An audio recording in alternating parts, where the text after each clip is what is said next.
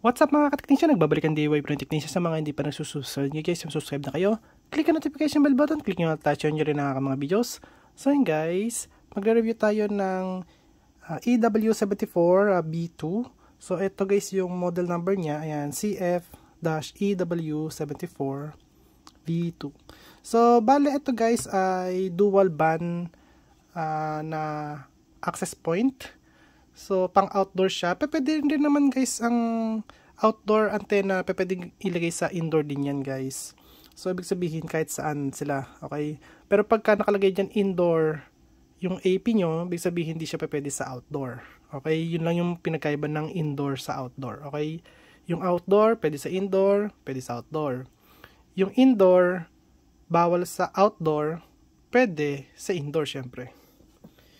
So, ayan guys, at yun nga, nakuha ko to or nabili ko to guys sa AliExpress at wala siyang plastic. Dapat to guys may plastic. So, for sure, binuksan to guys. So, tingnan natin kung ano yung loob.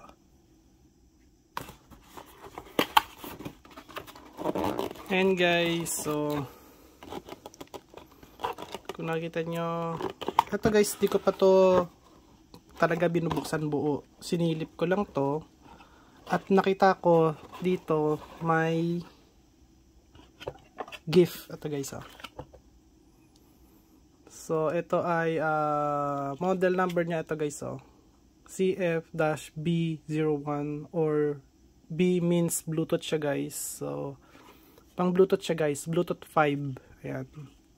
So, kung walang Bluetooth yung desktop nyo or laptop nyo, pwede nyo ilagay ito. So, magkakaroon na siya ng pang Bluetooth. Bale, ito guys, pang Bluetooth lang. Okay? Ito, yung binili ko.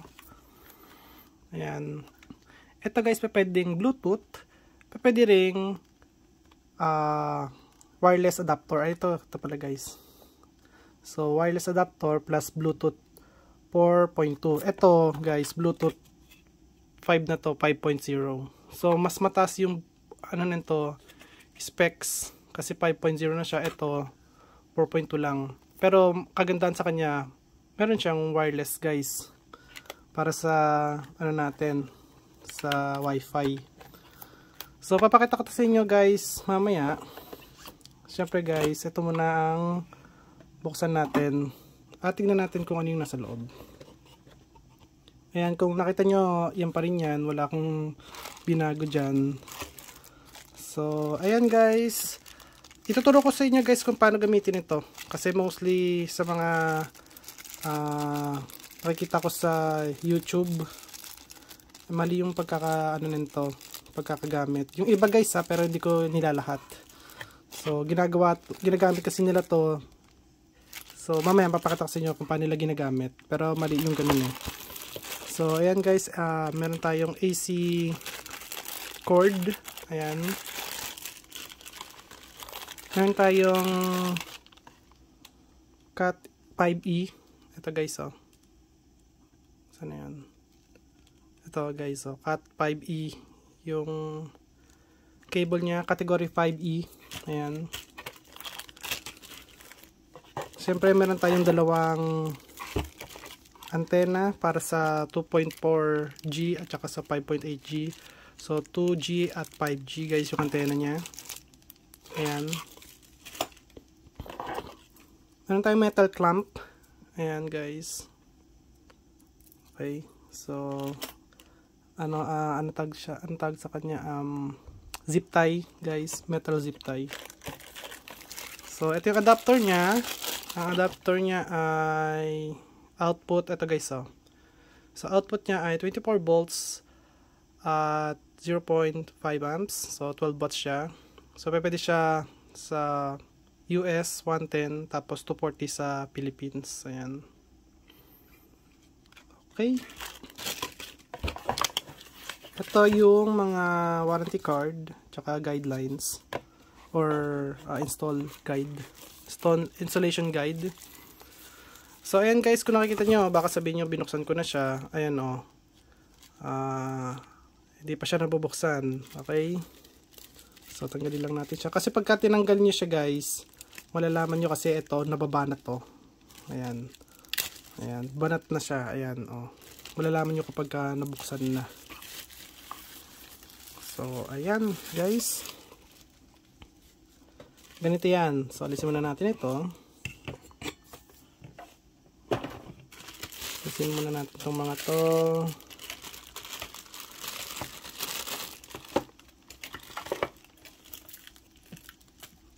Ito, alisin ko muna ito.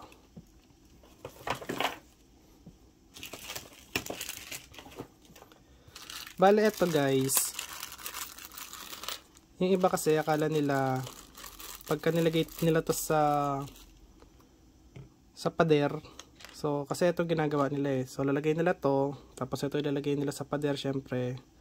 Tapos ito yung ginagamit nilang pangsalo guys. Ayan. Yung iba ginagawa nilalagay ito, tapos nilalagay dito. So hindi po yan ganyan guys. Kasi ayaw nila magasgasan siguro yung ito.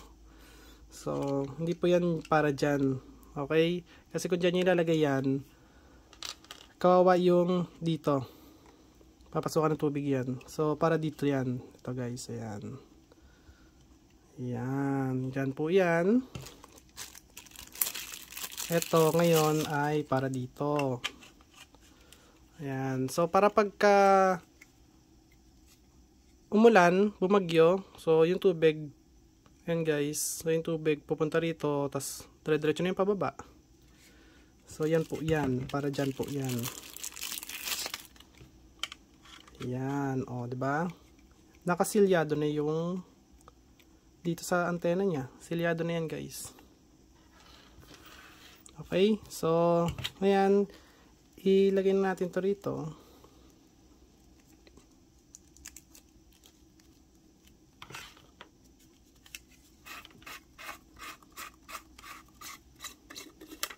Siya nga pala guys, ang nangyari dyan, pagka hindi nyo to inilagay dito, pakita ko sa inyo ha. So kunyari hindi kayo naglagay. So ganyan ang itsura niya. Meron siyang gap guys. Ayan o. So papasok yung tubig dyan, tapos lalabas yan dito. Yan, lalabas yan dito sa gilid nito. So, ngayon, mapupuno ng tubig ito guys. Kasi ito, silyado to guys eh. Yan, pakita ko sa inyo. So, ayan siya guys ha. So, silyado yan. Walang lalabasan yung tubig dyan. Okay? Lalo na pag ito, nakadikit na. Ito, pakita ko sa inyo.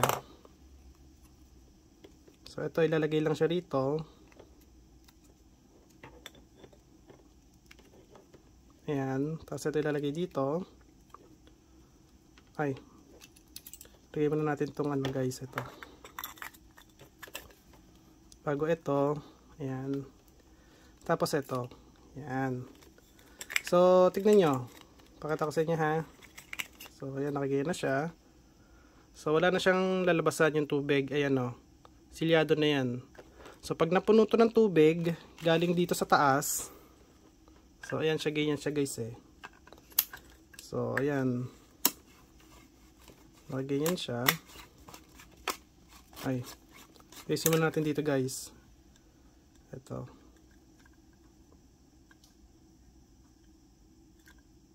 Ayan.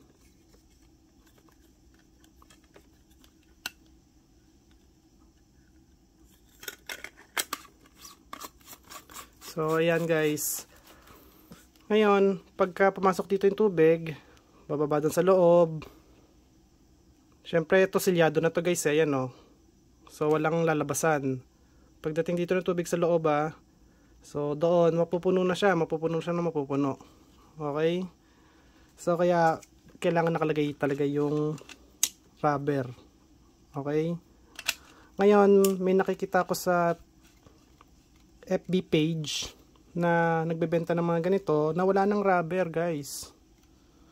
Huwag niyong bilhin yun kasi hindi nyo alam kung may pumasok ng tubig doon guys. Kaya nila binibenta yon kasi baka napasukan na ng tubig tapos ang signal niya is paputol-putol guys. bumili kayo bago. Magkano lang ba pinagkaiba ng bago sa bibili kayo ng ganito na second hand? Ang bentahan pa naman ito sa second hand, minsan umabot ng 1,000, 'di ba? Pero magkano lang ba ang bago nito? 1,700 lang bago nito. So, dagdag nyo ng 700, bago na. 'Di ba? Kayo pa yung unang nakagamit. At alam yung buo. Yan guys, para maintindihan nyo lang kung ano pinagkaiba ng second hand, hindi nyo alam kung ano yung nangyari, versus sa buo na kayo ang unang makakagamit. So yan guys, dito siya ilalagay sa POE.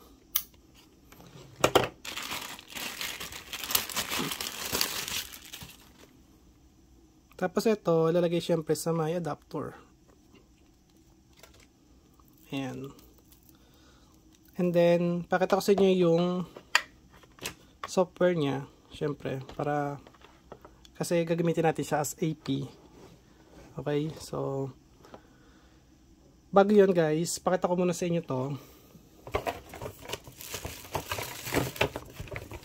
Kasi may nakasulat sa kanyang 64 user, up to 64 user. Okay, paano ba nalalaman kung ilang user ba talaga sa isang AP? Okay, so ganito yan guys. Kunin ko lang yung whiteboard. So ayan guys yung calculation niya. So kung nakakonect kayo sa 2.4G, so maximum niya lang ay 300 Mbps. Okay, kung nakakonect naman kayo sa 5.8G or 5G, ang maximum niya is 867 Mbps. Ngayon, ang calculation niya is 300 Mbps divide 64 user. Kung yun yung sinasabi niya sa box niya guys, so 64 user. Ngayon, per user guys, ang nakukuha lang nila is 4.69 Mbps kada user kung 64 user yung gumagamit. Okay?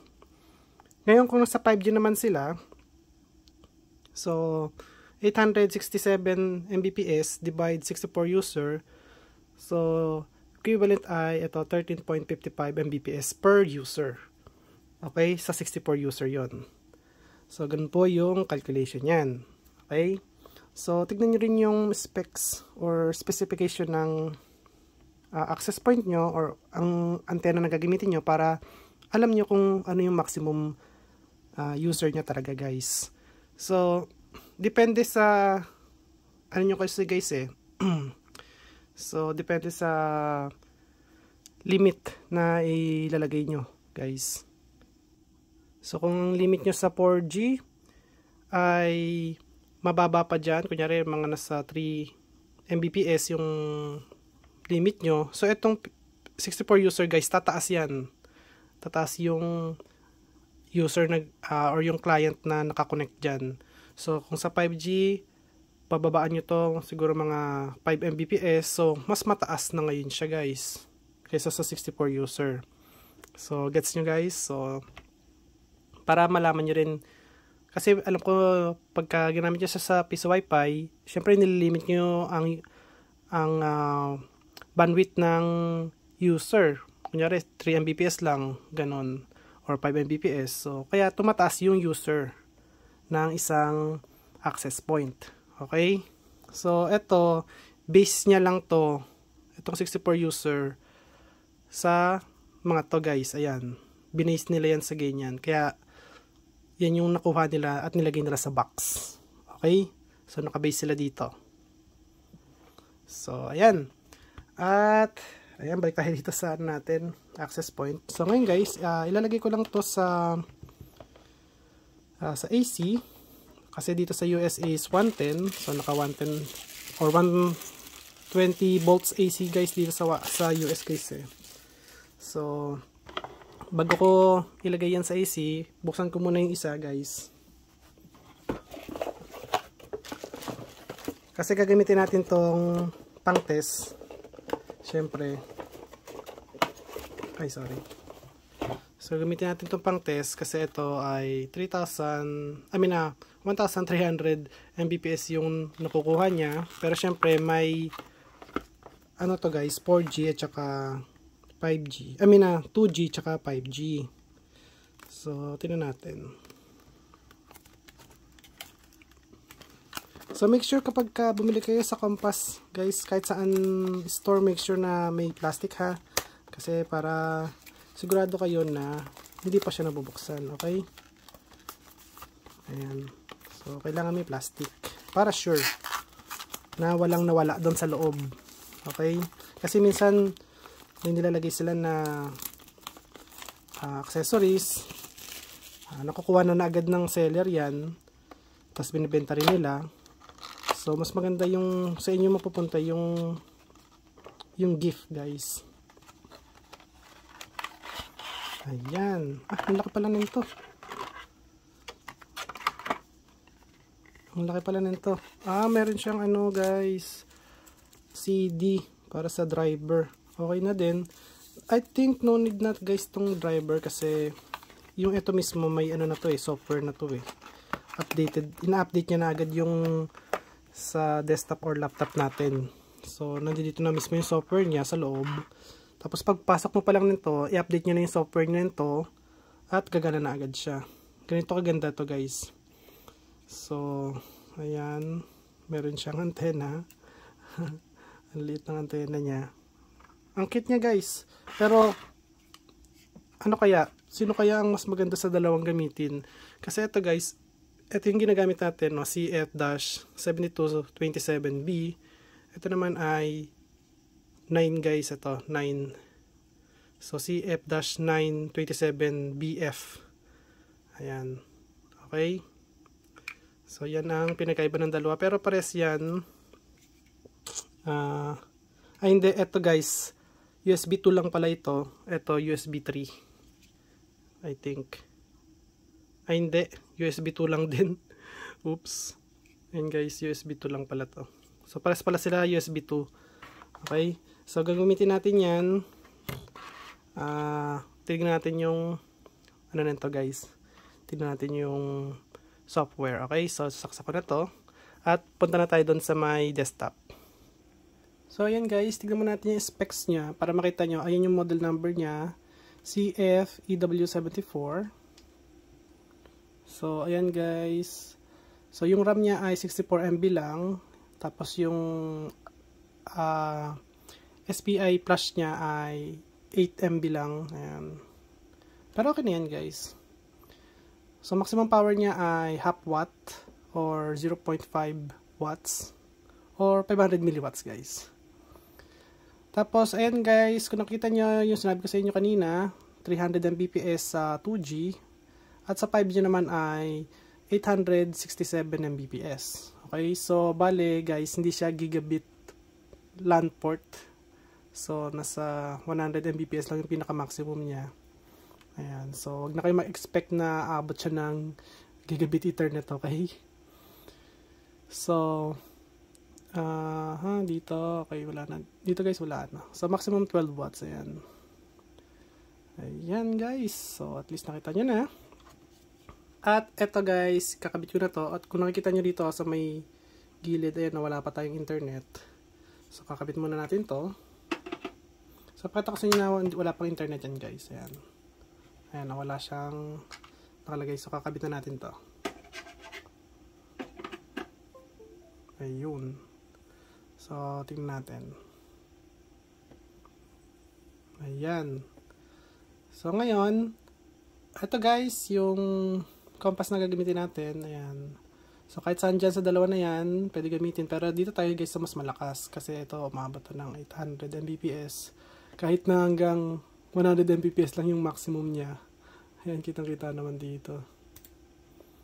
So, tingnan natin guys. Ayan. I-configure muna natin to ng AP para may test natin yung lakas niya guys. So, ayan. At punta tayo ng 192.168.10.1. Ayan. So, Chinese siya, syempre. Punta tayo dito sa may globe. Click natin ng English. Lagyan natin admin ng password. Admin siya guys, sa admin, malilit na letra. Ayan. So, never lang yan. Ayan guys, kung nakita nyo, ito guys, so CF-EW72-B2, CFEW74 version 2 yan guys. So, ayun yung version niya, version 2.6. Pero may version niya na 3 guys. Version 3 point something na yata yun. Pero hindi ko na gagalawin yan guys. Yan na yan. Okay na ako dyan. Wala naman problema guys para dyan eh. So, ayan. Wireless info, 2G, tsaka 5G. Ayan guys. Ngayon pa tayo sa Wizard. Ayan. So, i-access lang natin siya sa access point or AP. Click nyo yung next. So, ngayon, pwede natin guys pagsamahin yan sa isang sa isang antena kung gusto nyo. So, i-off nyo lang to. So, magkasama na silang dalawa guys. Pero sa akin, gusto ko nakahiwalay para nakikita ko na kung may 2G ako or may 5G. Okay? So, as is ko na lang yan guys. Walang password para dire-diretso. So, next lang natin yan and then finish. Kaya guys, kung gusto nyo lagyan ng password, ibahin nyo yung username, pwede nyo baguhin yun. Sa akin, hindi ko na gagawin yun. At least, pinakita ko sa inyo kung ano yung pwede nyo baguhin doon guys. Yun lang babaguhin nyo is yung yung SSID at saka yung password. So, yung SSID at saka password lang ha. So, tignan natin guys. Babalik ako guys kapag nakaboot na siya. So, yun guys, lagay ko na yung ISP dito sa may LAN. Ayan. Tignan natin kung may internet na tayo. So, ayan guys. At balik tayo dito. Punta ulit tayo dito guys sa may 5G. Connect natin. Ayan guys, connected na. Tignan natin kung meron na siyang internet. Ayun, meron na siyang internet. Ayan guys, so 80 Mbps yung nakukuha natin. Ayan, so tignan ulit natin guys. Ayan, uy, 92 na. Nag-warm up lang siya guys. Ayan, 91. Nice. So, diba guys, tama ko. So, up to 100 Mbps lang siya kasi yun ang port niya guys eh. Sa Ethernet port eh. Nakita nyo naman is 100 Mbps lang nakalagay doon. So, dito tayo sa may 2G. Connect natin. Mabilis lang yan guys. Ayan. So, tignan ulit natin guys. Ayan. O, ayan. 82 Mbps. 85. Warm up lang yan guys. Tignan natin ulit. Ayan. Ayan guys. So, okay na okay. Ganda. Okay. Nice. So, 83 Mbps. Divide nyo lang yan sa, kunwari guys, ganito oh. So, sabihin natin maximum natin dyan is mga nasa 80 na lang guys. Ayan. Or yung average nyan. So, punta tayo sa calculator. So, 80 Mbps divide sabihin natin mga 3 Mbps para makita natin yung user guys. So, bibigay natin, ililimit lang natin ng client natin ng 3 Mbps.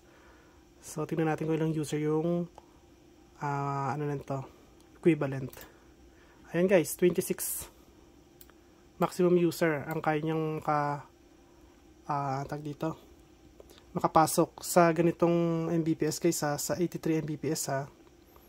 Ayan. Pero kung sa 100 yan, kung naka-maximum yan, nakakapag-maximum siya ng 100 Mbps, tapos bibigyan niyo siya ng, divide natin sa 3 Mbps, so ito yung user guys. So, 33 user. Ayan. Ito guys, sa ano lang to? Sa 2G lang yan. Ay, paano kaya doon sa 5G? Diba? Okay, so sabi natin pares silang nagbibigay ng 100 Mbps. So sabi natin all in all is 200 Mbps. So, divide natin siya sa 3. Ayan, divide natin sa limit na ano natin, bandwidth guys. Para kada user o kada client. So, ayan yung ano niya guys, so equals natin. So, ayan guys. Almost tama yung sinabi niya na 64 user. Ayan guys. Almost tama yan guys. Up to 64 users. Ayan. Okay? So, ayan, at least na-gets nyo na kung paano nila, ano tag dito? Paano nila nalalaman yung maximum user. Ayan. Pero kapag binago natin yan, kunyari 5 guys, divide natin sa 5 kada user. Ayan, 40 na lang. Bumababa siya. Okay? Siyempre, ang ibibigay nyo sa mga client nyo is 3, 5, ganyan, or 10. Para masaya sila guys, okay? Dagdagan nyo na lang ng AP para mas hindi siya maging hindi siya mag-traffic. Ayan. Kasi pagka sobrang dami na nakalagay sa AP nyo, magta-traffic yan guys. Bababa yung Mbps nyan. Okay? So, ayan guys. At least, alam nyo na kung paano calculate at gano'ng kalakas talaga tong compass guys. Okay? So, sa next video natin, ipapakita ko sa inyo, syempre, or i-tear down natin yung ano niya guys, yung board para makita nyo kung ano yung laman. At mag-ano tayo ng voltage reference. Okay? Para makita nyo rin kapag nag-troubleshooting kayo, alam nyo kung saan nyo i-reference yung mga voltage. Ayan guys, at kung gusto nyo ang video ko, huwag kalimutan mag-like, share, subscribe, click ang notification bell button, click nyo all guys, bye, peace!